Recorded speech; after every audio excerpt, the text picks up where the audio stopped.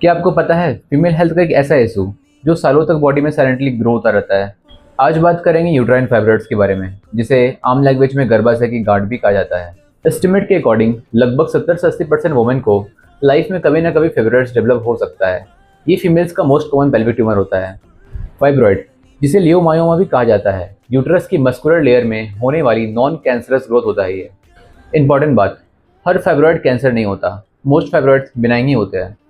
ये mostly reproductive age specially 30 से 40 साल वाले वुमन में ज़्यादा दिखता है। फाइब्रॉइड्स हार्मोन स्पेशली एस्ट्रोजन और प्रोजेस्टेरोन के इन्फ्लुएंस में ग्रो कर सकता है, इसलिए मेनोपॉज के बाद कई बार ये श्रिंक होने लगता है। इसके कुछ रिस्क फैक्टर भी होते हैं, जैसे family history, obesity, early maturation, late menopause, nulliparity, hormonal imbalance और लाइफस्टाइल फैक्टर्स। फाइब्रॉइड्स यूट्रस के डिफरेंट पार्ट्स में ग्रो कर सकता है।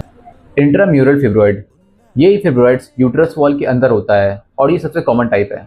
सबम्यूकोसल फाइब्रॉइड्स, ये यूट्रस के इनर कैविटी में होता है और छोटा होकर भी हैवी ब्लीडिंग कर सकता है। म्यूकोसल फाइब्रॉइड्स, ये यूट्रस के आउटर सरफेस पर होता है, यानी बाहर साइड, और ये ब्लैडर या इंटेस्टाइन पर प्रेशर डाल सकता है। बहुत सी वुमेन में इसका कोई सिम्टम नहीं होता।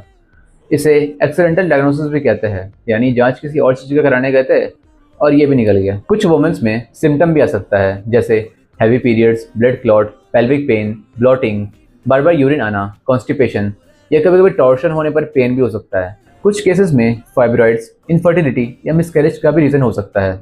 इसको डायग्नोसिस करने के लिए डॉक्टर्स कॉमनली अल्ट्रासाउंड करते हैं। हर फाइब्रॉइड का ऑपरेशन ज़रूरी नहीं होता। अगर फाइब्रॉइड छोटा हो और सिम्टम ना हो तो सिर्फ यूएसजी मॉनिटरिंग भी किया जा सकता है। लेकिन अगर ब्लीडिंग ज़्यादा हो, फाइब्रॉइड्स बड़ा हो, इनफर्टिलिटी हो या सिम्टम सीवियर हो तो मेडिसिन या सर्जरी जैसे मायोमेक्टोमी या हिस्टेरेक्टोमी कंसिडर किया जा सकता है।